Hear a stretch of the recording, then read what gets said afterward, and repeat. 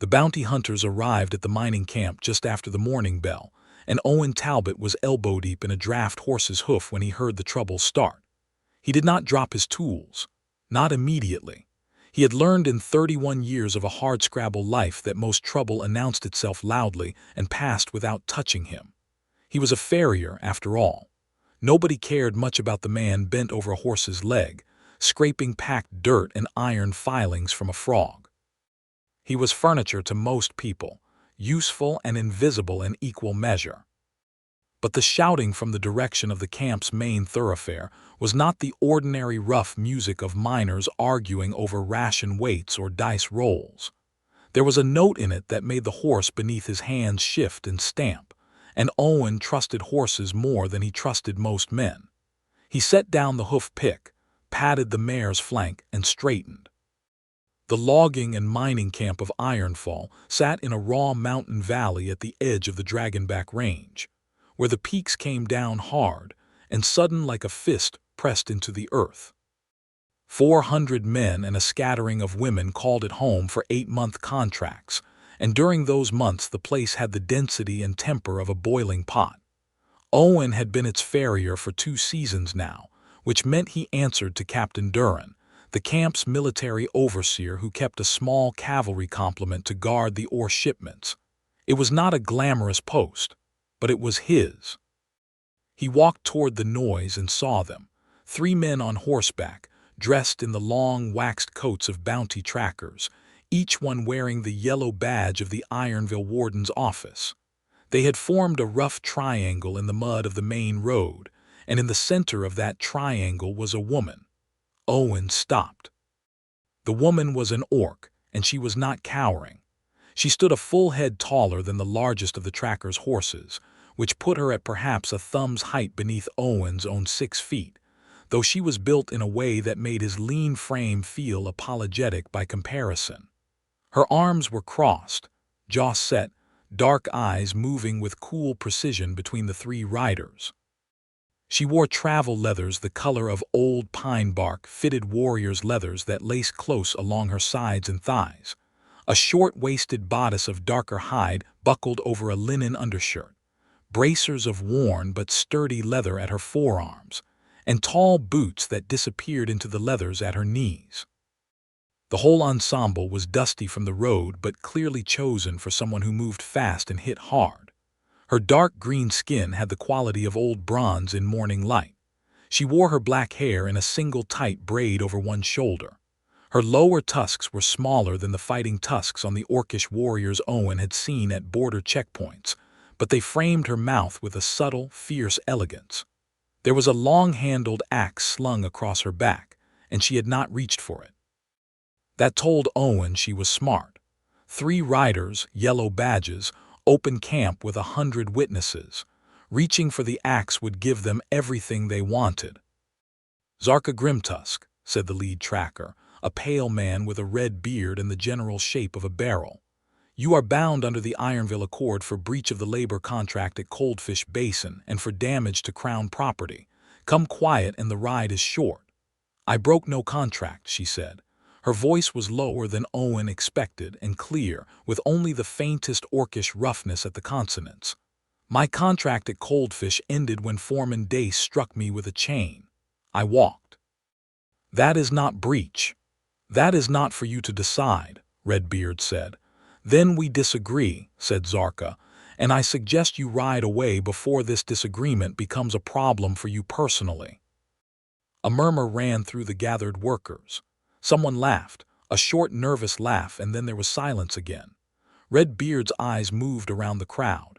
He was calculating. He had the badge, he had 2 men, but he was in a camp full of rough people who did not necessarily love authority and an orc woman who looked like she could put him through a fence post barehanded if she chose. "She owes the Crown 40 days of labor," he announced to the watching crowd, pitching his voice to be official and loud. "Any man who shelters or aids her will be cited for obstruction. I will have her willingly or in chains. Either serves." Owen watched. He noticed that no one in the crowd stepped forward to help her. He also noticed that no one stepped forward to hand her over. The camp operated on a kind of uneasy neutrality when it came to Orc's ironfall, employed 5 or 6 Orcish workers for the heaviest hauling, and they were tolerated rather than welcomed, which was about as good as it got in the Dragonback Range in the year of the 12th Compact. He noticed something else. The tracker to the left was edging his horse sideways in small, practiced increments, trying to get behind her. She had not looked at him in 20 seconds. She was watching Red Beard and not tracking the flanker. Owen moved without deciding to move. He walked into the center of the triangle, stepping up beside Zarkha Grimtusk, and faced Red Beard directly. "She is under contract here," Owen said.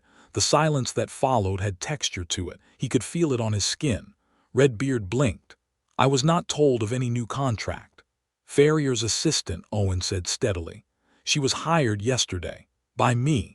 I am Owen Talbot, licensed farrier under Captain Duran's cavalry complement. My contracts are filed with the camp clerk." He held Red Beard's gaze and did not look away. "If you want to contest a standing contract, you file with Duran's office. Until then, she is working property of the cavalry complement, which is Crown service. Your warden's badge does not supersede a Crown service contract." It was, as far as legal arguments went, probably mostly wrong. Owen did not actually know the exact hierarchy of warrants and service contracts, but he knew that Red Beard probably did not know it either, and uncertainty was a powerful weapon in a public standoff. Red Beard's jaw worked for a moment. Then he looked at Zarkha.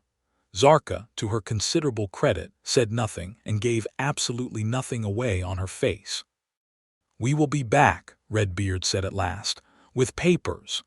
"I look forward to reviewing them," Owen said.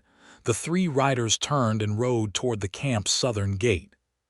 The crowd exhaled and slowly dispersed with the slightly dazed energy of people who had expected more spectacle. Owen turned and walked back toward the stables without waiting to see if she followed. She followed. "You have no farrier's assistant," she said when they were inside the stable and out of immediate earshot. It was not a question. "I did not have one 10 minutes ago," Owen said. He picked up his hoof-pick and returned to the mare's foot with the mechanical habit of a man who could not bear idle hands. "I do now if you want the position. It does not pay much. It involves getting kicked occasionally." "Why did you do that?" He considered the question, which he thought deserved a real answer rather than a modest deflection. "The flanker would have had you in a rope before anyone moved," he said. "You did not see him moving. You were watching the talker.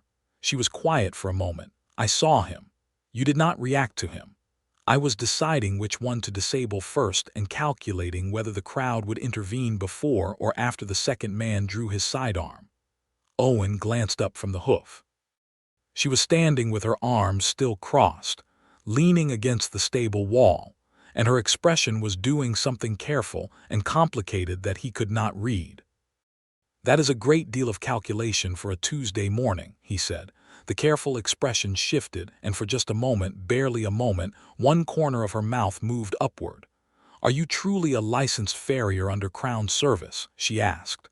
"I am." "And does this contract you invented for me actually protect me from a warden's warrant?" "I am genuinely uncertain," Owen admitted. "But Duran's clerk is a man named Fossick who has paperwork going back 4 seasons, and who has never once caught up with it. If Red Beard comes back with documents, we will probably have 3 or 4 days to work out the answer." She looked at him for a long moment. Her dark eyes were attentive and very direct, the kind of eyes that seemed to take a measurement and come to a conclusion in the same motion. "What do you need from me in exchange?" she asked. "I told you what I need," he said. "An assistant. I have 32 horses in this complement, and I am currently one man working alone because my previous assistant broke his wrist hauling at the upper shaft last month. The work is honest. The pay is thin but regular. And the legal cover holds as long as you are actually doing the job." She pushed off the stable wall and looked around the space with a farrier's appraising eye, noting the stalls, the tools, the hanging sets of iron shoes, the coals of the small forge in the corner that Owen kept going from dawn to dusk. "I can work," she said. "I have worked forges before. I am strong enough to hold any of these horses." "I can see that." My name is Zarkha Grimtusk. I heard. I am Owen Talbot. He set down the hoof, straightened, and extended his hand across the stall gate. After a brief pause, she reached out and gripped it. Her hand was enormous and warm, the calluses at her palm matching his own in a way that told a whole story of labor without a single word. "The bargain is this," he said. "You work honestly, I list you honestly, and whatever the outcome with the warden's office, I will not hand you over. That is a promise, not a condition." She studied his face as if she was trying to find the angle in the offer, the hidden cost, the thing that would reveal itself later as something cruel. "Why not?" she asked quietly. "Because the man with the chain in Coldfish Basin was wrong," Owen said simply, "and the men with the yellow badges are just his cousins in different coats." She was quiet for another moment. Then she said, "What do I do first?" Owen handed her the rasp. "There are 3 more hooves on this mare," he said, "and she has been patient long enough." The first week passed in the ordinary rhythms of the stable, and Owen discovered several things about Zarkha Grimtusk in quick succession. She was, as she had claimed, genuinely capable with a forge. She had spent 8 months at Coldfish Basin operating the smelting furnaces, and had a practical understanding of heat and metal that made her invaluable at the shoe-shaping end of the work. She was strong enough that she could hold a restive horse single-handedly, while Owen worked the clinchers, which turned what had previously been a 2-trip job requiring a third party into a smooth 1-2 operation. She worked without complaint from the morning bell to the evening bell, and sometimes past it, and she ate her evening meal at the edge of the stable yard rather than the communal hall, which was where the other Orcish workers ate also, and which Owen suspected was less by preference than by the clear non-verbal messaging of the camp's human majority. He brought her meal over to where she sat on the 3rd evening without making a production of it, simply carrying 2 bowls of the thick barley stew from the serving window and setting one next to her on the log she had chosen for a bench. She looked at the bowl, then at him, then at the space beside her on the log. He sat down. They ate in silence, which was not uncomfortable, because Owen was himself a man more comfortable in silence than in the kind of noise that passed for conversation in the camp's hall. He had always been better with horses than with people, which was perhaps why he had wound up doing what he did. Horses did not judge what you looked like or where you came from. They judged whether you were calm and whether you were kind, which seemed to Owen to be a more reliable set of criteria than most humans applied. After the stew was finished, she spoke first. "How long have you been at Ironfall?" "2 seasons," he said, "almost 3 now. You came from the lowlands, from Aldenmere." "It is a river town 3 weeks south. My father was a farrier, his father before him." He paused. "It is not the sort of trade that produces great men, but it keeps horses sound and horses keep the world moving, so I have decided it is sufficient." She turned her bowl in her hands, examining the rough clay work. "Where I come from," she said, "the one who tends the animals is considered the right hand of the whole settlement. Without the one who keeps the pack animals healthy, the clan moves nowhere. They haul nothing. They winter badly." "Where do you come from?" "The Greystone clans," she said, "north of the Dragonback on the other side of the passes." Owen knew the Greystone clans by reputation. Orcish warbands turned to a rough but organized tribal structure in the century since the last formal war with the crown. They were not enemies. They were not exactly allies. They were something in between that had no good word for it in either language. "You came south looking for work?" he asked. "I came south because my elder brother made a contract with a labor broker in Ironvale," she said, "and the broker assigned me to Coldfish Basin, which turned out to be a hellhole run by a foreman who believed that Orcish workers were property rather than contracted labor." Her voice was very even. "He was wrong about that, and I demonstrated the wrongness in a way that involved his supply shed catching fire by accident and my walking out the east gate with everything I owned on my back." "Did you set it on fire?" Owen asked. "The investigation was inconclusive," she said, and the corner of her mouth moved again, and this time Owen was watching for it and saw the full shape of the almost smile before she suppressed it. He found, somewhat to his own surprise, that he wanted to see the whole smile.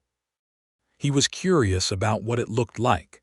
He also noticed, with the part of his brain that was not dedicated to horses and iron and practical problems, that she was remarkable to look at. Not in the way that most men at camp would have assessed her, not that their assessment was wanted or welcome, but in the specific way of someone who had been created by a life of physical difficulty and had come through it with a kind of beauty that was inseparable from strength.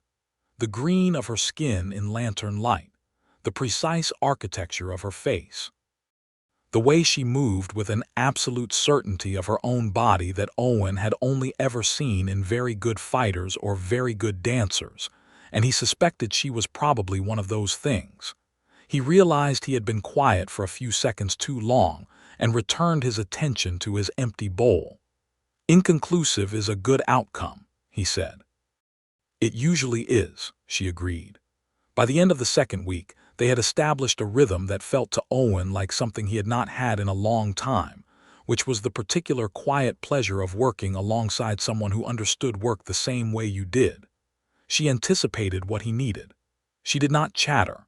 She told him when she thought he was doing something wrong and told him why, and was correct often enough that he had stopped being defensive about it and started simply listening. She was also, he noticed, watching the south gate every morning when Redbeard had said he would return with papers. On the 14th day, Redbeard came back. He had papers this time, and he had 4 men instead of 2, and he came in the early afternoon when the camp was at its fullest, and the main yard was crowded with workers returning from the upper shafts for the midday meal break. Owen was at the forge. He heard the commotion and came out with his hammer still in his hand and a smear of coal dust across his forearm.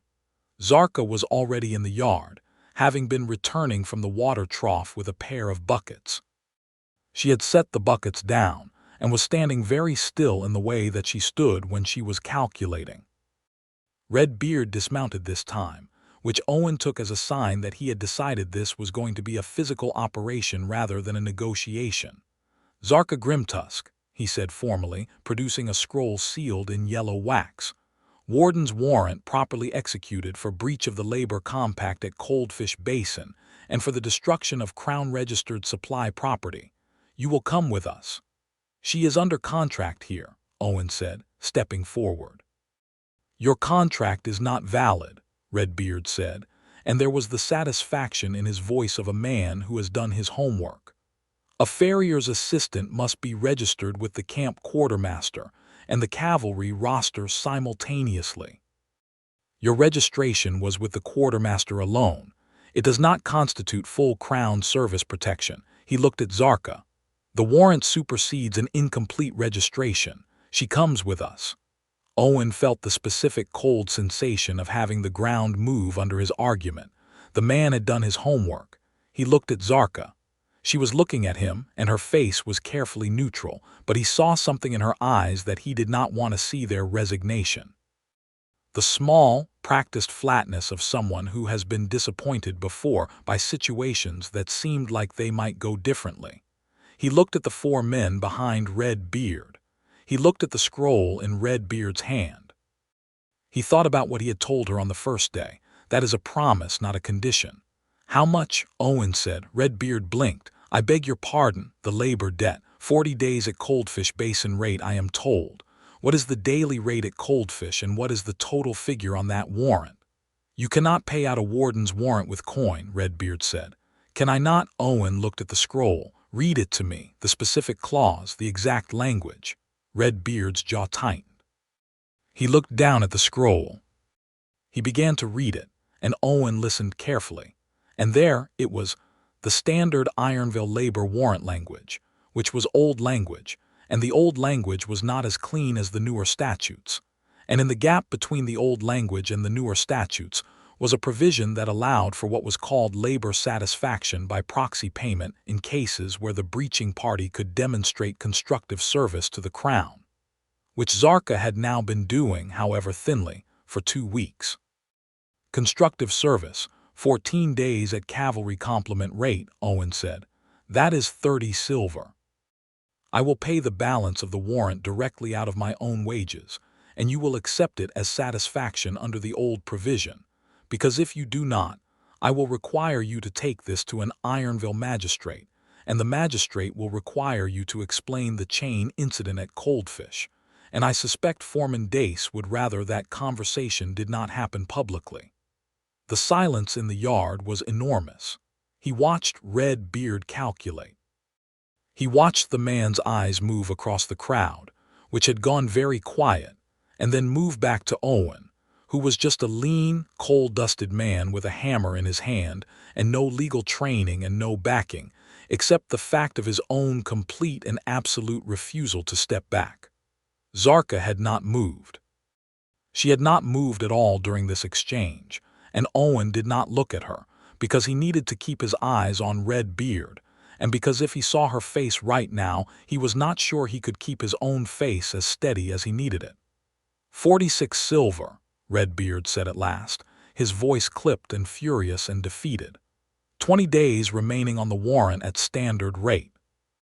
I will have it from the paymaster's office within the hour, Owen said. You will wait. He went to the paymaster's office and emptied nearly every coin he had saved in 2.5 seasons at Ironfall. He came back with 46 silver and laid it in Redbeard's gloved palm in front of the whole assembled yard. Every coin counted aloud, and Redbeard took the money and rode south, and that was the end of it. Owen returned to the forge and picked up his hammer again and tried to treat it as an ordinary afternoon. He was 3 shoe shapes in when Zarkha came back into the stable. She stood in the doorway for a moment with the light behind her, and then she walked forward to her usual place at the secondary anvil and she said, "That was your savings." "Most of it," Owen agreed. "Why?" He turned a shoe on the anvil, examining it, tapping it to hear the ring of it. "Because I said I would not hand you over," he said. "And I did not." She was quiet for so long that he glanced at her, and found her watching him with that measuring look, and underneath the measuring he saw something else, something that was the emotional equivalent of the near smile, a thing trying to exist on her face that she was holding back by habit. "I will repay you," she said. "You do not have to." "I will repay you," she said again, in a tone that made it clear this was not a debate but an announcement of her intentions. And Owen, who had grown up around stubborn people, recognized the tone and nodded. "All right," he said. She picked up the secondary hammer and got back to work, and it was only later, much later, in the dark of his own narrow bunk in the farrier's quarters, that Owen held the day up to the light of his own mind and examined it honestly.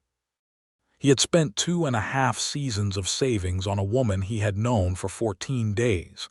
He had done it without hesitation. He was not sure what that said about him, except that it said something true. The autumn deepened into cold.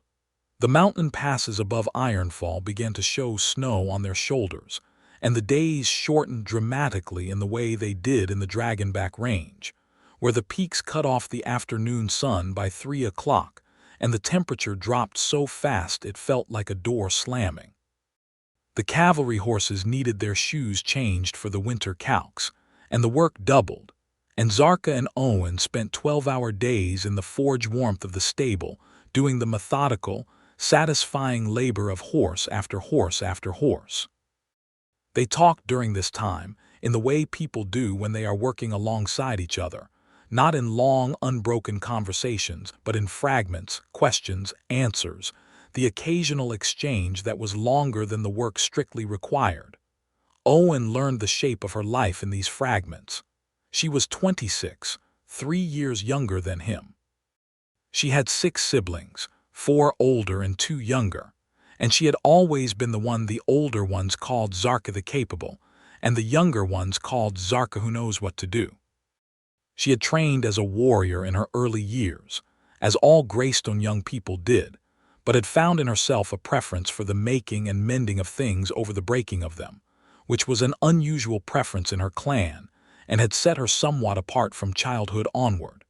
She had come south because the labor broker's contract had promised fair wages, and because she had wanted to see more of the human South than the border posts and the trade markets.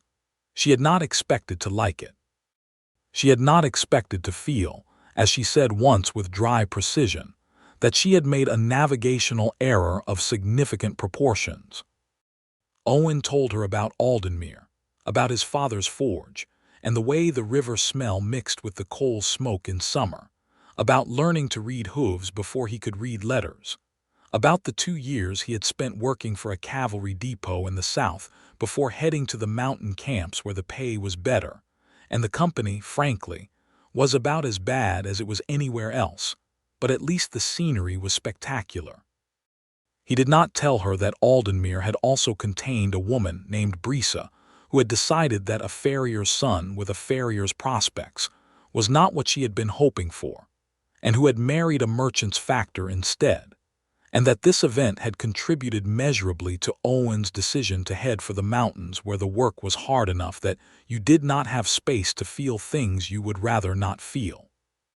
He did not tell her this because it felt like the sort of information that only mattered if something was happening that made it relevant, and he was not sure that anything was happening, except that on a cold morning in the 6th week, when a horse they were jointly shoeing shifted suddenly and slammed into Owen's side hard enough to send him into the stable wall, and Zarkha caught him before he hit the ground, caught him with both hands at his ribs and held him up, which for anyone else would have been a feat of some difficulty given that he was not small, but for her required apparently no effort at all. He noticed that she did not immediately let go. She held him for a moment longer than strictly necessary, her hands warm through his shirt, and he noticed that her face, which was very close to his, was doing that complicated internal thing again. He noticed also that she smelled like forge smoke and pine resin and something underneath that he had no word for, something warm and specific. He said, "Thank you," and she said, "Yes," which was not exactly a grammatical response, but they both let it stand. After that he was aware of her in a way that was different from before. Not that it changed anything between them, except that he began to find himself noting small things. The way she tilted her head when she was listening to a horse's breathing to assess its health, the specific confidence with which she moved through the stable like she had built it herself, the precise care she took with the horses that were nervous or had bad histories, which was a care so patient and so thorough that several of them that had been difficult for Owen to work with alone became easy with her there. He thought about the word for her in his own head and could not find one that fit neatly, and decided that this was acceptable. Snow came in force in the 7th week, blanketing the camp in 3 feet overnight and turning Ironfall into a muffled, close-smelling world of smoky interiors and trudged paths between buildings. The horses needed extra attention in cold where their hooves cracked, shoes loosened, feed requirements increased. Owen and Zarkha spent more time in the stable than ever, which meant more time in the narrow, warm space of the forge corner, working in the orange light that turned everything amber and close. It was during one of these late evenings when the camp had grown quiet and the only sounds were the horses and the wind and the occasional pop of the forge coals that Owen asked her something he had been circling for a while. "How do you say something in Orcish?" he asked. She looked up from the shoe she was inspecting. "Something," she repeated. "A word," he said, "or a phrase. I was curious. I worked around the Coldfish crew a few times before you came, and I never learned a single word." She regarded him with a look that was assessing and also faintly amused. "What do you want to know how to say?" He thought about this seriously, because it felt like it deserved seriousness. He could ask for something practical, a work term, a directional, a tool name, but that was not what he actually wanted to know. "How do you say," he said slowly, "something like 'I see you,' or 'you are known to me,' something like that, a greeting between equals?" Her expression changed. It was subtle, but he had been watching her face for 7 weeks and he caught it, a small shift, a softening around the eyes, as if the question had surprised something open in her that she had not intended to open. "In the Greystone tongue," she said carefully, "there is a word we use when we meet someone who we recognize as kin, not blood kin, but kin in the deeper sense." People who are of your people in the way that matters, the way of shared fire and shared burden. She paused. The word is nakher. It means something like you are mine and I am yours and we carry the same fire. It is not exactly a greeting. It is more of an acknowledgement, a claiming in the best sense. Owen repeated it quietly to himself, letting the sound settle. Nakher. 2 syllables, the second one with a slightly roughened quality at the back of the throat that he was not sure his human voice could produce exactly, but that he could approximate. Nakher, he said. The sound he made was not perfect, but it was recognizable. And something happened to Zarkha's face when he said it that he had not seen happen before. Her breath caught just for a moment, just one stopped instant, and her eyes went very still, and the expression that moved across her face was something so unguarded that it almost hurt to see it, because it was so clearly not intended for him to see or for anyone to see, and yet there it was. Then she was composed again and she looked back at the shoe and she said in a very even voice, "Your accent is terrible." "I know," Owen said. There was a silence that had a new quality to it. Outside, the wind moved snow off the roof in a soft cascade. "You said it correctly enough," she said, still looking at the shoe. "Correctly enough that it was recognizable."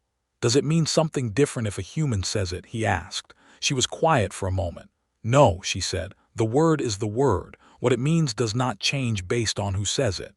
"Then I mean it," Owen said. "Nakher Zarkha." She did not respond to this immediately, and when she did, it was not with words. She set down the shoe and turned to face him fully, and she looked at him for a long moment with that complete, assessing attention that she brought to important things, and he looked back, and neither of them looked away. Then she said, quietly and precisely, "Nakher Owen." It was, he thought, one of the better things anyone had said to him in 31 years of life. The breakthrough of that evening did not produce an immediate and dramatic change. What it produced instead was a new quality in everything that had already been there, as if someone had turned up a lamp that had been burning at half-light, and suddenly you could see the details of the room you had been sitting in for weeks. The warmth between them was the same warmth. The ease of the work was the same ease, but the space between them had become thinner, and they both knew it, and neither of them chose to pretend otherwise. He caught her watching him sometimes, not the assessing watch of someone taking a measurement, but something else, something more like the way you watch a thing you are not ready to name yet, but cannot stop looking at. And he was, he knew, doing the same thing, though he was less graceful about hiding it, being less practiced at the general art of self-possession. On a night in the 8th week, when they had worked late replacing 2 sets of cavalry shoes that had come loose in the icy mud, and the camp was long since quiet, Zarkha sat down on the low bench by the forge to warm her hands. Owen sat beside her.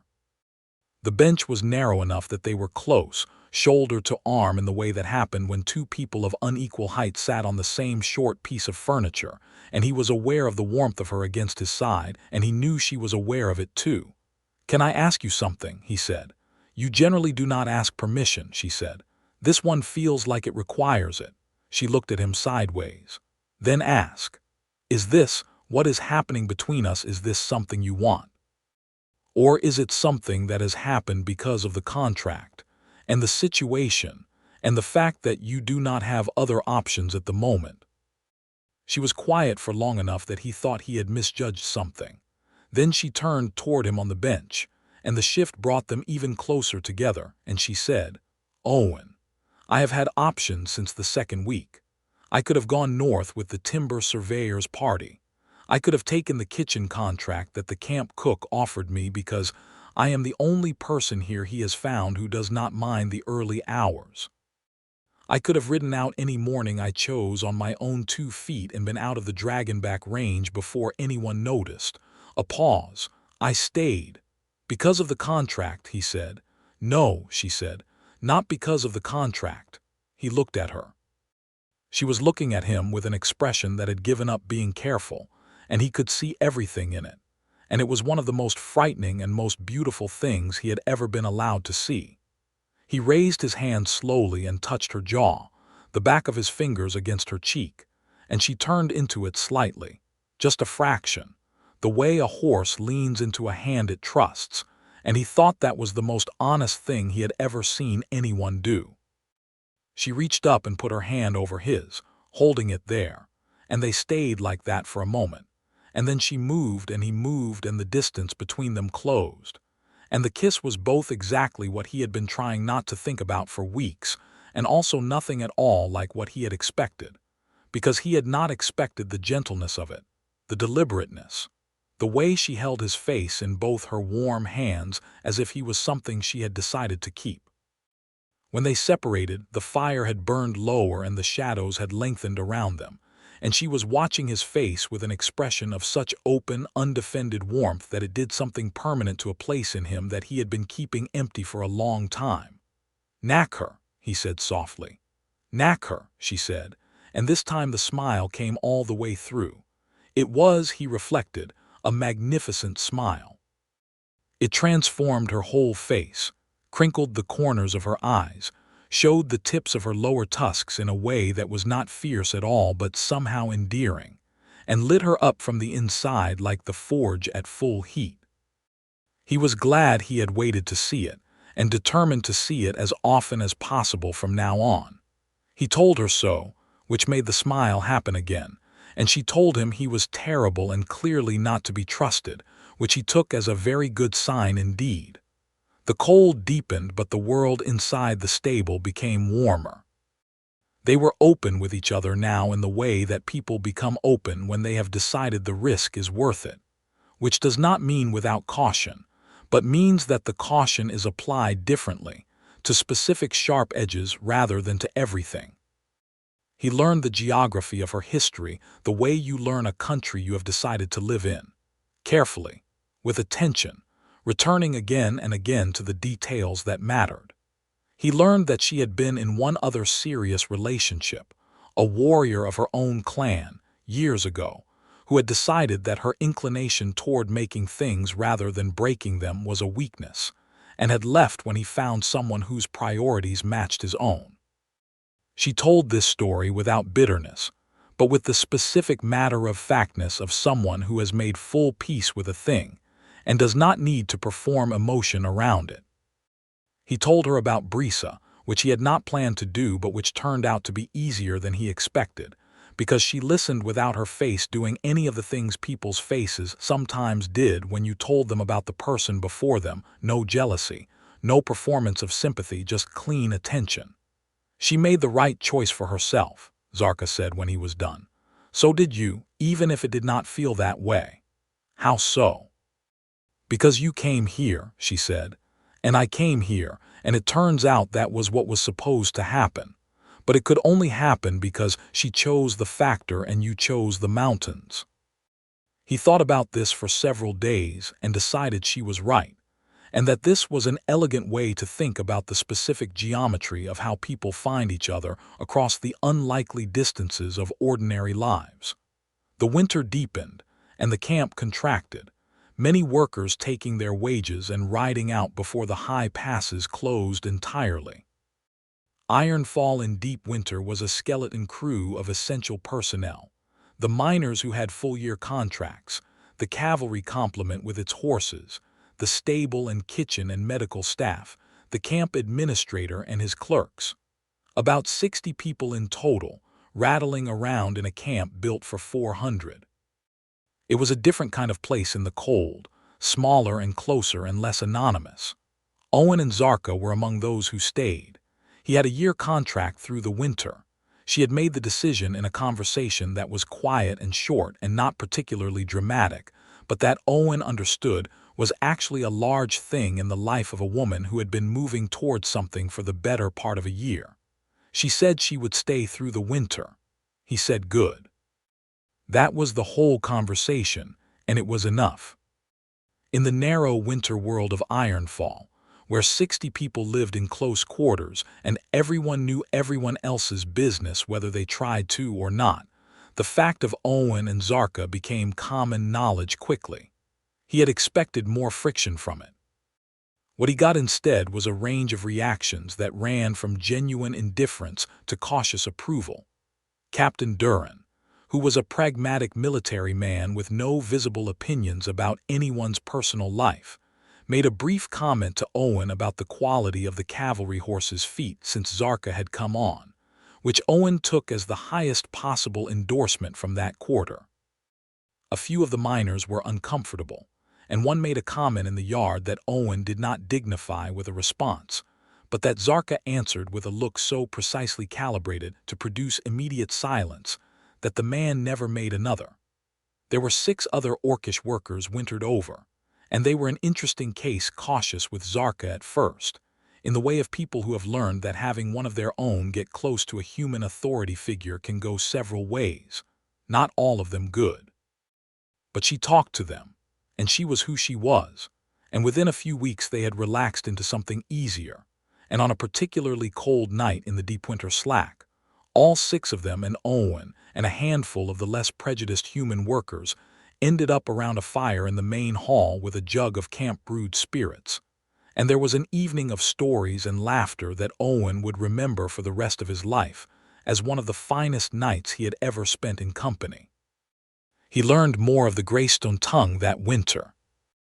Not fluently, he was not a natural linguist, and he was the first to admit it, but enough to understand the structural beauty of it, the way it was built on root words that could be modified by breathing, by the position of the tongue, by the roughness or smoothness with which you produced a consonant. Zarkha was a patient teacher who found his errors genuinely funny without being unkind about it, and he found that making her laugh was one of his favorite occupations.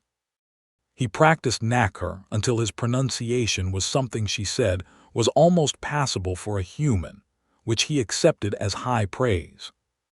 He also learned words for things he wanted to be able to name: Keth, which was the word for the feeling of being exactly in the right place, as if the world had arranged itself correctly; Var, which was a word of affirmation that carried the weight of not just yes but yes, and I am glad of it; and one word that she taught him only after some persuasion, only on a night when they were alone in the stable and the wind was making the walls creak, and the horses had all settled into their quiet sleep standing, which was the word for the specific feeling of wanting someone with your whole body and not wanting to stop.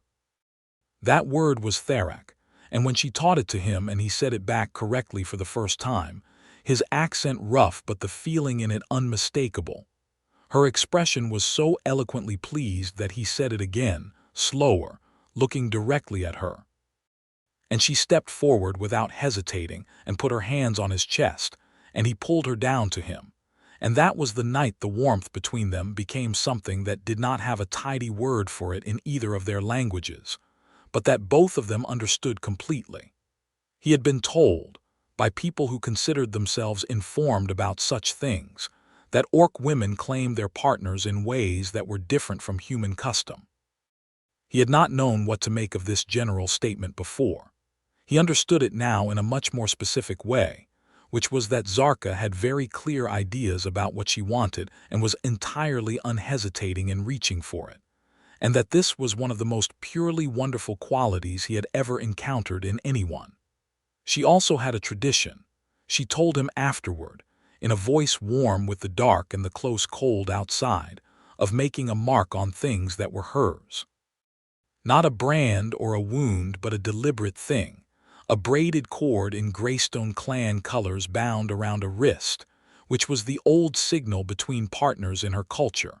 Not a ceremony, not a contract, but a visible statement. I chose this person is mine and I am theirs. She had carried 2 braided cords in her pack since before she crossed the Dragonback passes. She had not known why at the time. She showed him them now, thin, twisted cords of dark green and gray, the Grimtusk clan colors. He held out his wrist without saying anything. She tied the cord around it with careful hands, the knot small and tight, and when it was done she looked at it for a moment with the expression of someone who has placed a thing exactly where it belongs and is satisfied. He tied the other one around her wrist, clumsily and with her having to retie it once, and when it sat finally in place they were both looking at it, and she said quietly, "Knack her." "Knack her," he said. The winter passed in the particular way that good winters pass, which is to say that it was hard and cold and unglamorous, and also in the specific geometry of Owen Talbot's interior life, one of the best periods he had ever lived through, marked by the ordinary extraordinary warmth of having someone and being had in return. He had not understood before how much of his life had been conducted in a kind of low-level loneliness, so habitual that he had stopped registering it as loneliness and started registering it simply as the baseline condition of existence. He understood it now by contrast. Spring arrived with the particular brutality of Dragonback Range spring, which involved 3 weeks of snowmelt turning every surface in Ironfall into a different species of mud, and the passes reopening, and the seasonal workers beginning to flood back in, and the camp transforming again from a skeleton to a full-bodied creature in the space of a month. It also brought, on an afternoon in the second week of the mud season, a rider from the south with a packet of official correspondence for Captain Duran's office. Owen heard about the contents of the packet from Fossick the clerk the next morning, and what he heard made something cold settle in his stomach. There was a new warden's warrant, not from the Ironville office this time. From the Crown's regional marshal's office in Carenthal, which was 3 levels above the Ironville warden and operated under military rather than civic authority. It had been filed by one Foreman Dace of Coldfish Basin, who had apparently spent the winter nursing his grudge and had connections in Carenthal that the Ironville warden did not. The new warrant was for Zarkha Grimtusk, for destruction of Crown property, specifically one supply structure at Coldfish Basin, value assessed at 120 silver. And unlike the old warrant, this one could not be paid out under the old provision. It was a criminal warrant, not a labor one, which meant it required a court hearing in Carenthal, which was 7 days' ride south, which meant 7 days of Zarkha in custody, which meant 7 days in the hands of people who had demonstrated their opinion of Orcish workers very clearly already. The marshal's representative was expected at Ironfall within 2 weeks to serve the warrant in person. Owen told Zarkha that evening, sitting across from her in the stable, and she took the news in the precise way she took everything, very still, very attentive, processing it completely before responding. "Dace has a long arm," she said. "He has friends in the marshal's office," Owen said. "Fossick says the warrant is clean, properly executed, full chain of authority. I cannot argue it on procedural grounds this time. I did not actually destroy the shed on purpose," she said. "The fire started because one of the smelting flues was improperly maintained, and I had been reporting it to Dace for a month. His negligence caused the fire. But in a court in Carenthal, my word against his is not a contest with a predictable outcome."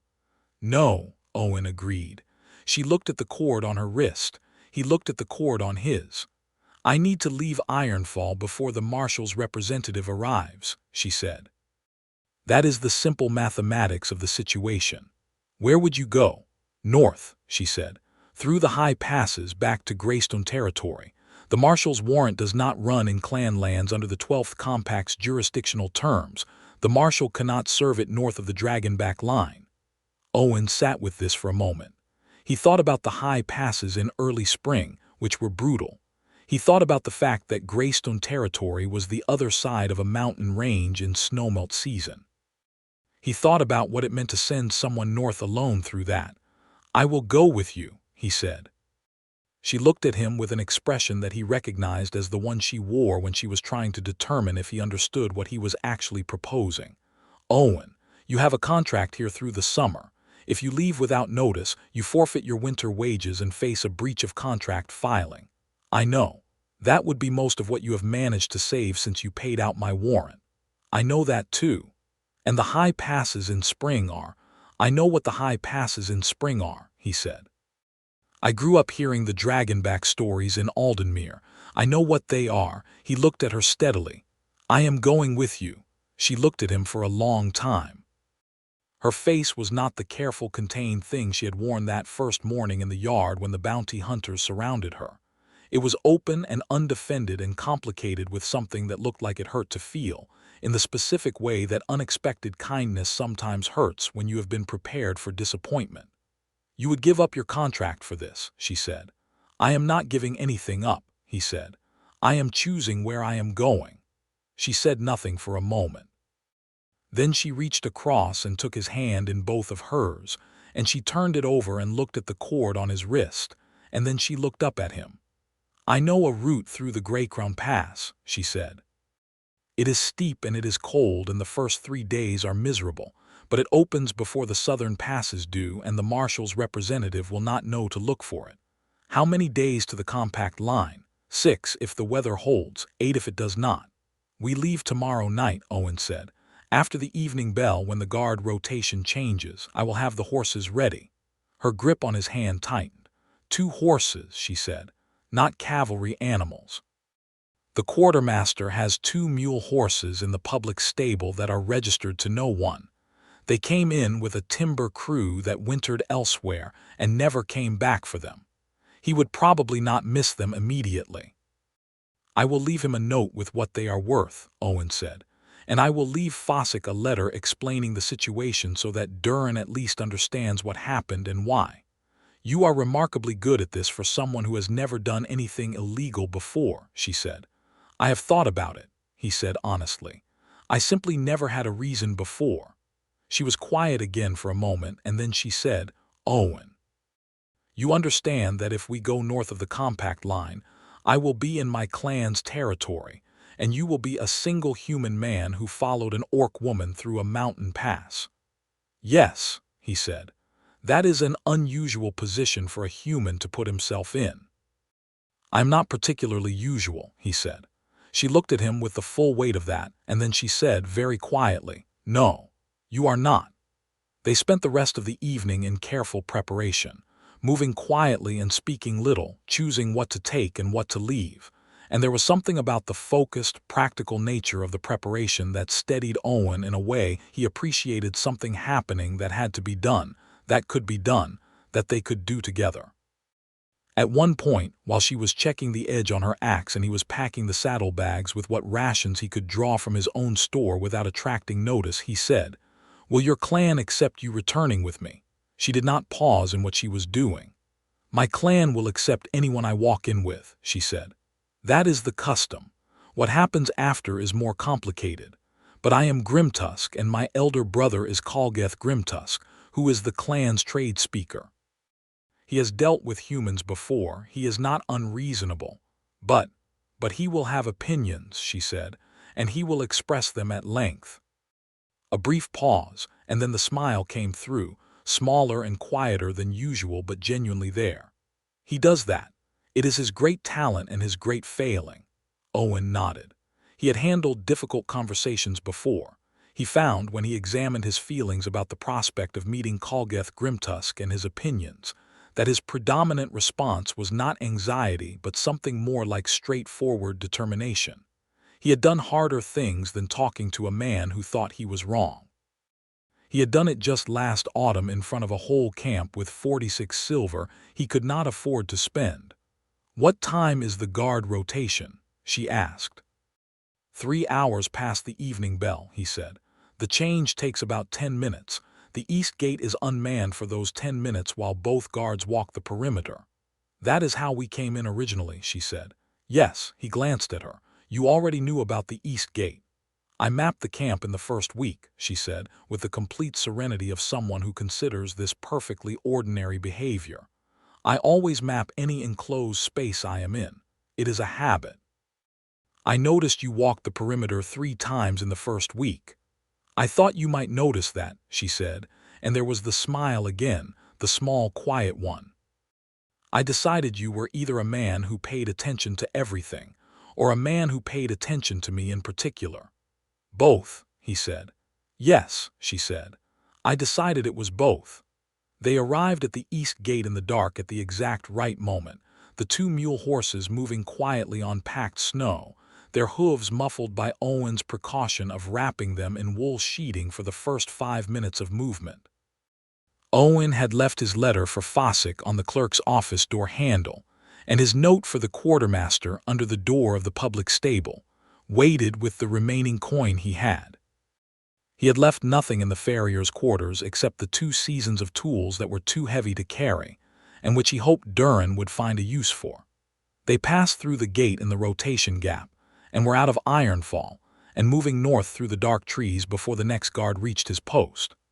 The first day of travel was bitter, the air cold enough that it hurt to breathe, and the snow on the ground crusted with the night's freeze, so that the horses broke through with each step in an irregular, exhausting crunch.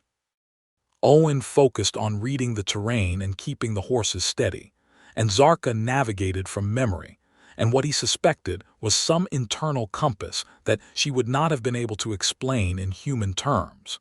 She knew the Dragonback range from the north side as well as anyone could know it. She named the peaks as they came into view, their Greystone clan names that bore no resemblance to the human survey names he had learned in Aldenmere, and she described the features he needed to know, the slope that looked passable from a distance but had a fault line of hidden ice, the stream crossing that was safe in the morning but dangerous by afternoon when the melt increased the flow, the particular configuration of ridgeline that meant the wind would shift within the hour. He listened and noted and trusted her, and the trust was easy because she had been trustworthy in every small thing for the months he had known her, and trust, like most things, tends to scale up from its foundations. At midday on the second day they were above the tree line, and the world became vast and white and brutally exposed, the wind finding every gap in their clothing, the horses struggling in snow that was knee-deep in places. Owen kept his head down and worked, and Zarkha navigated, and they stopped every 2 hours to water the horses from the leather flask they kept inside their coats to prevent freezing and to eat quick handfuls of the hard rations Owen had packed. At the end of the second day's travel, when they had found a hollow in the rock out of the worst of the wind, and settled the horses and made the small fire that Zarkha knew how to make from the sparse fuel available above the tree line, she looked at him across the flames and said, "You are not miserable." "I am somewhat miserable," he said honestly. "My feet are cold and the hard biscuit broke a piece of my back tooth at noon. But you are not sorry you came." He looked at her across the fire, her face lit orange in the dark, her braid dusted with snow, the braided cord of dark green and gray at her wrist catching the firelight. "No," he said, "I am not." She held his gaze for a moment, and then she moved around the fire to sit beside him, and he put his arm around her and she leaned into him, which was the first time she had done that, chosen the smaller position, the leaning one, the position of allowing herself to be held rather than being the one who held, and he understood that this was not a surrender of anything, but rather its own kind of claiming, the choice of a woman who could stand alone absolutely and chose, in this moment, not to. He pulled her close and she put her head against his shoulder, and the wind moved over the rocks above them, and the horses shifted and stamped and the fire crackled, and it was genuinely miserable and genuinely perfect at once. On the fourth day they crossed the Greycrown Pass proper, the actual high saddle between 2 peaks where the wind was so severe that they had to lead the horses rather than ride them, and Owen could not feel his face for most of the afternoon. But by the end of that day they were descending the northern side, and by the end of the 5th day they were back in the tree line, and the air was different, not warmer, not yet, but different in quality, carrying the smell of a different range of pines and something beneath that, a mineral water smell, the smell of country that Zarkha visibly relaxed into as they moved through it. She stood differently on the north side of the range. Her shoulders settled. Her pace changed. She was not on guard in the same way, not managing the same constant low-level calculation of threat and response that he had seen her maintain at Ironfall for months. Here she moved with a freedom that he had not seen before, and it was lovely to watch. "This is your country," he said on the 6th morning. "This is the outer range of Grimtusk territory," she said. "We will reach the winter camp by tomorrow afternoon." He felt for the first time a real flutter of nerves. "Tell me more about Kalgeth," he said. She made a sound that was the precursor to the smile. "He is 32. He is the size of a supply wagon and has the diplomatic instincts of one, as well effective when moving in a straight line, catastrophic when a turn is required. He has 3 wives and is devoted to all of them, which I have always found an admirable quality. He thinks I am too stubborn and too proud and too willing to make expensive decisions with my feet." A pause. "He has been saying this my whole life and has never once been wrong. He will not be wrong now." "He might approve," Owen said. "He will approve," she said. "Eventually. He will simply do it loudly and with extensive commentary on everything I could have done differently." "I can handle extensive commentary," Owen said. "You cannot handle extensive commentary in Orcish," she said. "You know 4 words. I know 5, he said. "I learned enough 2 weeks ago." She turned to look at him. "You did not tell me you learned enough." "I wanted to save it," he said. She looked at him for a long moment, and the smile came fully through, the magnificent one, the full-lit one, the one that had been the finest thing in every room it occurred in for the better part of 8 months, and she said, "You are impossible." "I am Nakher," he said. "Yes," she said, "you are."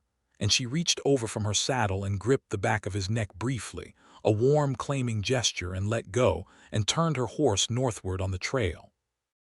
The Grimtusk winter camp announced itself first as smoke above the tree line, then as the sound of activity, then as a clearing in the northern pines, where 30 or 40 low structures of hide and cut timber had been arranged with the particular deliberate logic of people who had been setting up and taking down camps for generations, and knew exactly how to place a fire, a water source, a defensive position, and a gathering space relative to each other.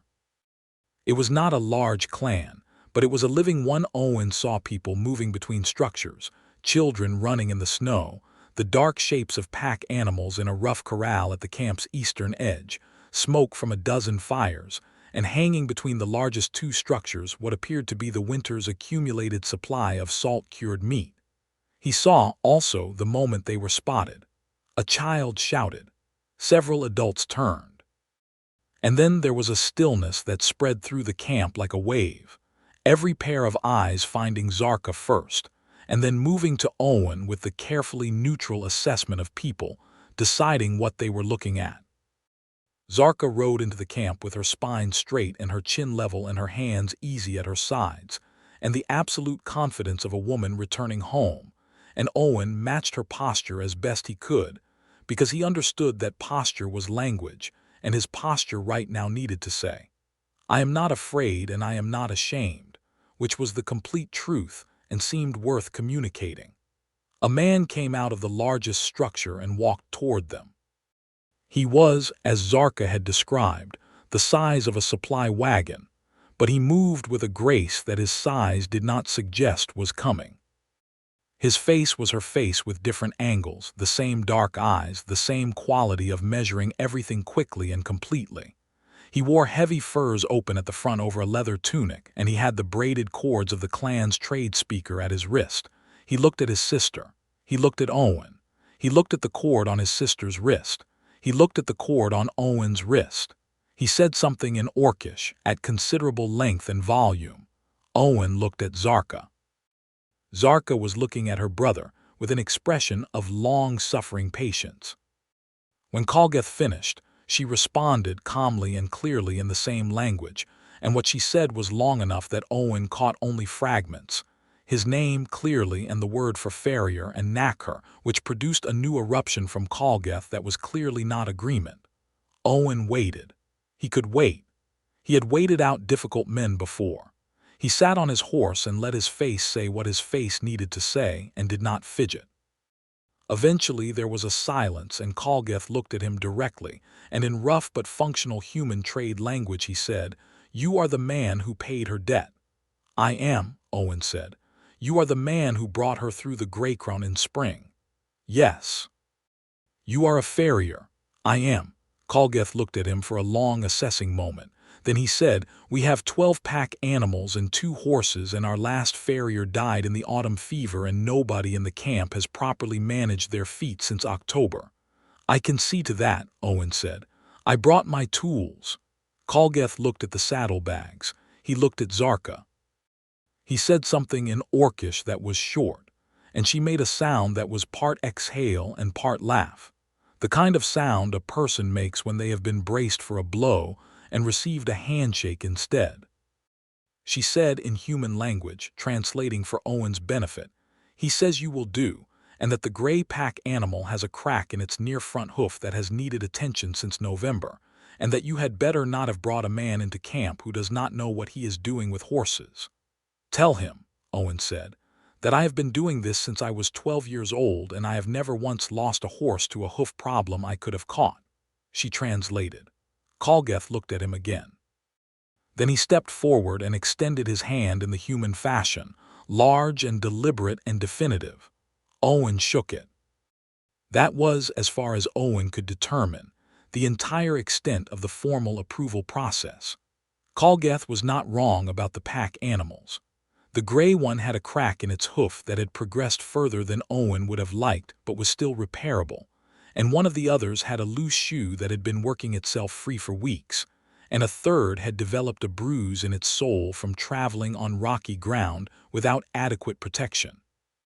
Owen spent the first 3 days at the camp doing nothing except going horse by horse and mule by mule through the whole lot, which gave him both an immediate usefulness and a period of quietly observed contact with the camp's animals that was, in his experience, the best possible way to be introduced to any new community, because people watched how you treated their animals before they decided anything else about you.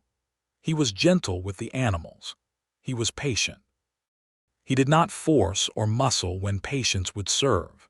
He talked to them in his ordinary calm voice, which he knew was one of his best qualities, and he took care with the ones that were nervous. He noticed that more people seemed to be finding reasons to be near the animal corral over those 3 days than you would strictly expect if no one was paying attention. Zarkha came every afternoon and worked with him, not because the horses required 2 people, but because she wanted to, and because after 8 months they had a working rhythm that was simply more pleasant than working without it. She also translated for anyone who had questions, which several people did, and by the end of the 3rd day there were 3 younger members of the clan who had appointed themselves as Owen's informal helpers without anyone organizing it, which Zarkha told him was a significant signal of acceptance, and which Owen received by simply finding more tasks they could help with, because there were always more tasks. On the evening of the 3rd day, Calgeth invited him to eat at the main fire with the clan's senior members, which Zarkha translated as the actual formal acceptance, as opposed to the previous 3 days, which had been the informal acceptance period. Owen came to the main fire and ate the excellent slow-roasted meat the camp produced, and said very little and listened very carefully, and occasionally Zarkha would lean close and translate something that had been said, or correct his attempt at a Greystone phrase, or simply sit against his shoulder with the specific ease of someone who is exactly where they have decided to be. He understood, sitting there, what knacker meant in its fullest sense. He understood it not as a word, but as an experience, the specific feeling of having arrived at the right fire, with the right person, in the place that was yours whether you had been born to it or found your way to it by the longest possible route. On the night after the main fire acceptance, when they had returned to the structure that Zarkha had claimed for their use, a low, warm hide-in timber shelter with a central fire pit and heavy sleeping furs, and the particular good smell of pine and wood smoke that was becoming, Owen realized, his favorite smell in the world. She sat across the fire from him and looked at him with an expression that was open and warm and deliberate. "You are staying," she said. It was not entirely a question. "That was the plan," he said. "The plan, as I understood it, was to get me to the compact line," she said. "That was accomplished 6 days ago." "The plan evolved," he said. She looked at him with the full-lit version of her attention, and he looked back, and neither of them looked away.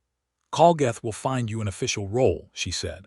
"Trade camp farrier for the Grimtusk clans is not the same as cavalry complement at Ironfall, but it is honest work, and the clan travels in spring and summer to 6 different sites, so you will see more of the north than you have ever seen." "That sounds like exactly what I would have chosen," he said. "It may be cold," she said. "I have demonstrated a tolerance for cold," he said. She was quiet for a moment, and then she said, in a voice that was quieter than her usual voice but no less certain, "I have been thinking about what you gave up." "I did not give anything up," he said. "I told you that. You gave up your contract, your savings, your established place." "I gave up a stable job in a mining camp where I knew nobody and nobody knew me," he said steadily, "to come north with the woman who tied a cord around my wrist and called me Zarkha.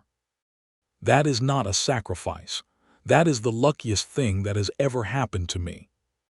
Her face did the complicated open thing that he had spent 8 months wanting to see clearly, and now he could see all of it, the warmth and the fierce relief of it, the thing that looked like it hurt in the way that happiness sometimes hurts when you have not had it for long enough. She stood up and crossed the fire space and sat down beside him on the sleeping furs, and she put her hand against his jaw and turned his face toward her, and her eyes were very close and very clear. "Zarkha Owen Talbot," she said. "Zarkha Zarkha Grimtusk," he said, and he meant it with every grain of his 31 years of ordinary, hard-working, often lonely life, and the meaning of it was enormous and clean and right. She kissed him with the same deliberateness she brought to everything important fully, without hesitation, without the sense of being half held back, and he kissed her back in kind. And outside the wind was moving through the northern pines with a sound that was different from the wind in the Dragonback camp, lower and broader, and with a quality of space to it that spoke of country that went on for a very long time. He had a sense, holding her in the warm dark of the shelter, of having reached the end of a long transit through a landscape that had seemed mostly purposeless and arriving at a place that had been, in some sense he could not have described in advance, specifically arranged for him to arrive at. That spring, when the Grimtusk clan broke winter camp and moved to the first of their summer sites, a broad valley 3 days north where the river ran clear and the grazing was good, Owen rode with them. He rode at Zarkha's side, the 2 mule horses from Ironfall now part of the clan's string, both of them better shod than they had been in their lives. He had spent the last 2 months of the winter making the acquaintance of every animal in the clan's complement, and was fairly sure he was now on better terms with the pack mules than with some of the people, which was a condition of life he found entirely comfortable. At the end of the first day's travel, when the clan had made camp at the Wide River site, and the fires were going, and the smell of the evening meal was rising into the cool spring air, Calloused came to stand beside Owen at the water's edge while Zarkha was helping with the camp layout, and he said, in his rough but functional human trade language, "You will want to make your status formal, eventually. The clan needs to know where you stand." "I stand with Zarkha," Owen said. "Yes," Calloused said. "We know this, everyone knows this, we can see the cords," he nodded at Owen's wrist. "But among the Greystone clans the cord is the declaration of intent. There is a second step, a declaration of claim made at a gathering fire in front of the whole clan where each party speaks the claiming in the old words."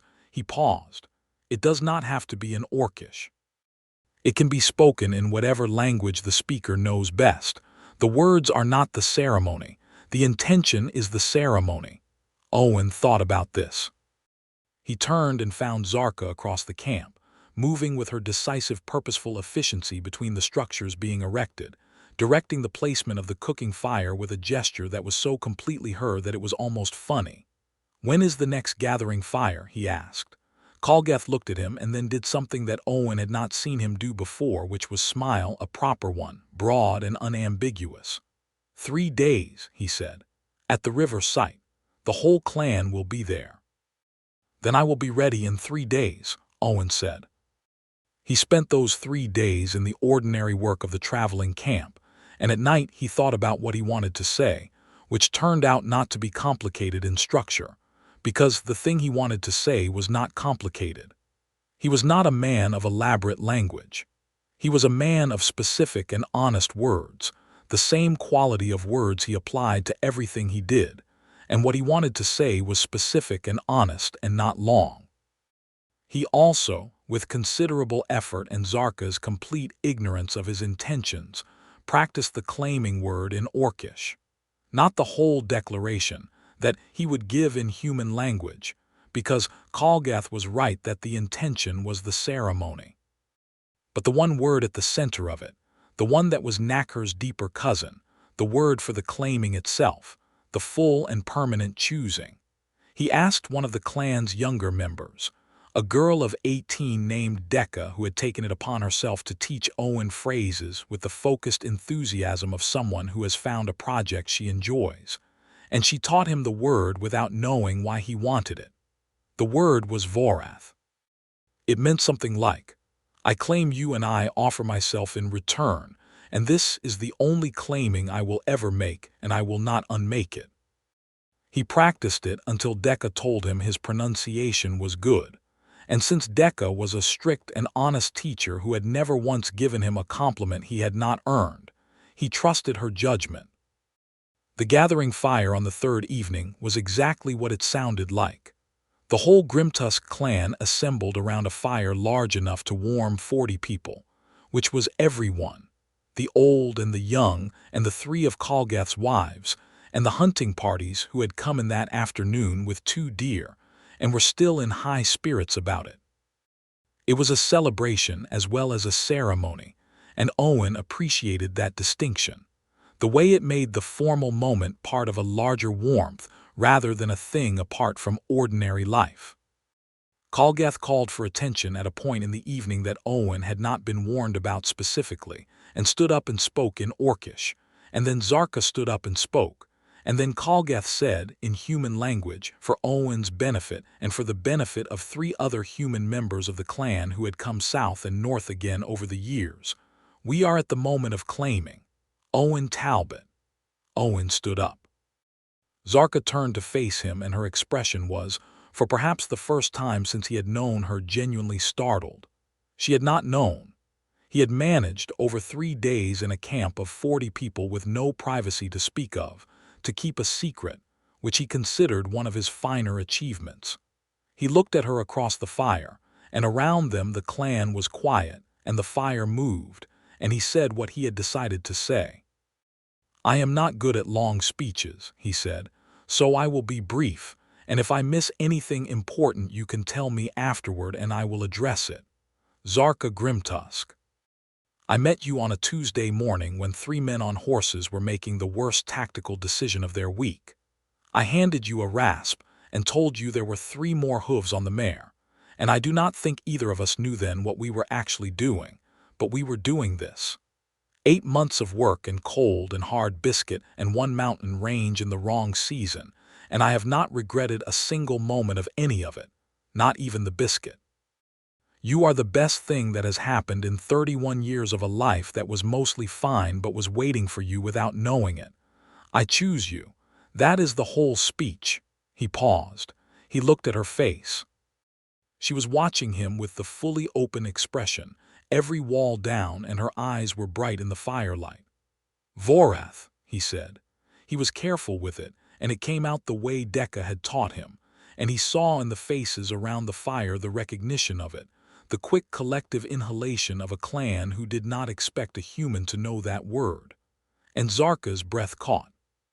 It was exactly the same way her breath had caught that first evening in the forgelight when he had said Knacker for the first time. The single stopped moment, the perfect stillness, the thing moving across her face that was too big and too real to contain behind composure. It was the same thing, and it was larger than the same thing, because that first time she had not been prepared for it, and now she was as prepared as a woman could be, and it still moved through her like weather. Then she crossed the fire space in 3 steps and took his face in both her hands and said, Vorath, Owen Talbot, you impossible specific person, Vorath. And she kissed him in front of the entire Grimtusk clan with the same deliberate thoroughness she brought to everything important. The clan around them erupted in a sound that was half celebration and half laughter and all warmth, and Callousd's voice was clearly audible somewhere in the sound, and he was clearly commenting at length, and Zarkha broke the kiss long enough to look at her brother and say something in Orcish that made him stop talking and made the rest of the clan laugh harder. "What did you say to him?" Owen asked. "I told him he could have the last word at every other occasion of his choosing for the rest of his life, but this one was mine," she said, and her hands were still on his face, warm and certain. "That seems generous," he said. "I am extremely generous," she said, "to people I have claimed." He put his arms around her and she leaned in, which was not the smaller position he had come to understand. It was simply the position of choosing proximity, of a woman who could stand alone absolutely and chose, in every moment that mattered, to stand with him. He held her in the firelight with the whole clan around them, and the spring air coming off the northern river, and the sound of 40 people who had decided he was one of their own, and the cord on his wrist caught the firelight and matched the one on hers, and the horses in the corral were settled and well shod and going nowhere, and neither was he.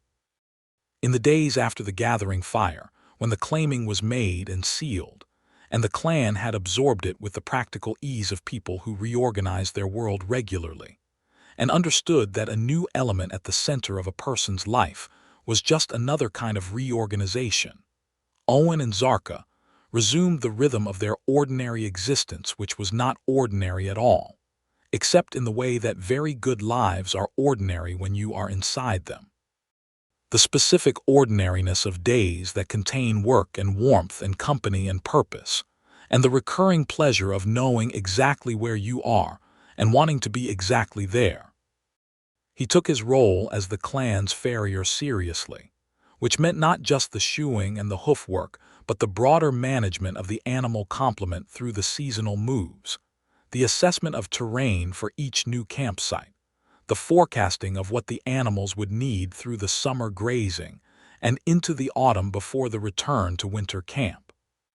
He consulted with Zarkha on the things that touched on both of their expertise, and they argued pleasantly and productively about the relative priorities of different approaches, and she was right about as often as he was, which he found entirely satisfying. He also continued to learn Orcish, slowly and imperfectly, with Dekka's ongoing instruction and Zarkha's less structured but more intensive supplementary teaching, which tended to happen in the evenings when they were alone, and which combined language acquisition with a level of individual attention to his progress that he found extremely motivating. He learned words for useful things first, animal terms, directional terms, the vocabulary of weather and terrain and seasonal change that was essential in a traveling clan's life. Then he learned the vocabulary of human exchange, the greetings and negotiations and social lubricant that made a community function. He was never fluent, not in anything like the deep fluency of someone who had spoken a language since childhood, but he reached a point where he could move through an ordinary conversation, and where the clan no longer switched to trade language for his benefit unless something complex was being discussed. He learned that Zarkha's reputation in the clan was exactly what he would have expected from everything he knew about her. She was considered able and stubborn and brilliant at the things she cared about, and was loved in the particular way that capable people are loved by the communities that have always known they could rely on them.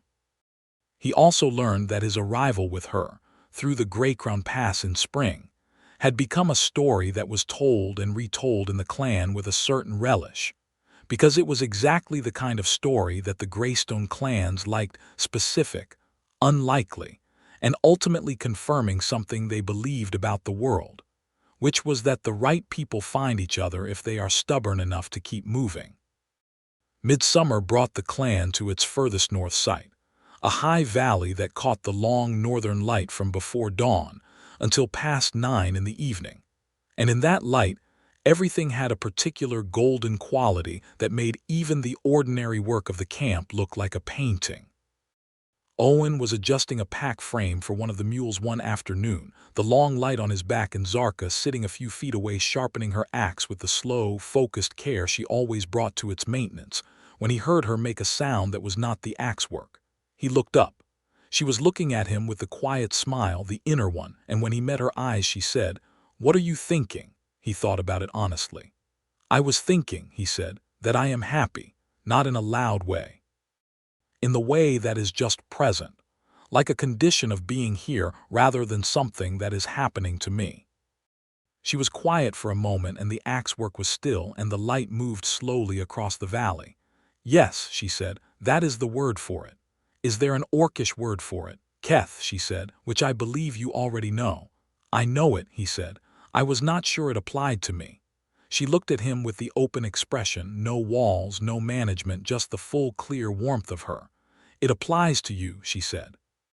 "You are deeply and specifically Keth, Owen Talbot, and you have been since about the 3rd week in the stable when I realized I was staying, and the reason was you."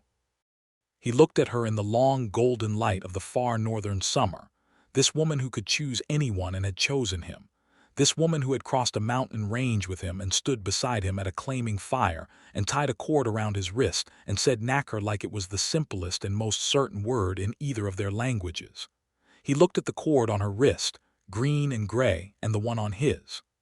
"Knacker," he said, which was still, after everything, the word that contained the most. "Knacker," she said, and the smile came all the way through, the full magnificent one, and the light fell across her face, and she was beautiful in the specific way that she had always been beautiful, which was the way of someone who is exactly and completely themselves and does not apologize for any of it. They rode east from the high valley 2 weeks later, a small party of 4 people and 6 animals scouting the route to the autumn site, which the clan had used for many seasons, but which Calgeth wanted assessed for a possible new water source. Zarkha led the scouting party, and Owen rode at her left, and behind them came Decca and a young warrior named Brome who was learning route assessment. The high passes to the south were somewhere behind them, and Ironfall was somewhere behind the passes, and the life Owen had lived before the Tuesday morning of 3 men on horseback seemed to belong to a version of himself who was the same man but had not yet found the essential thing. He had found it. He was riding beside it. The horses were well shod, the weather was clear, and the country ahead was wide and unknown and worth riding into. He reached out as they rode and caught Zarkha's hand across the space between their horses, and she looked at him with that particular expression, the measuring one that had become over months a look of something else, something that measured differently now, not for threat or angle or cost, but for the specific and recurring pleasure of finding exactly what she expected to find. And she gripped his hand and held it for the length of the descent into the next valley. And neither of them let go until the terrain required both hands for the horses. They did not let go in any way that mattered. They rode on together into the wide northern country, and the mountains behind them grew smaller with distance, and ahead the valley opened into something new, and it was enough, and it was everything.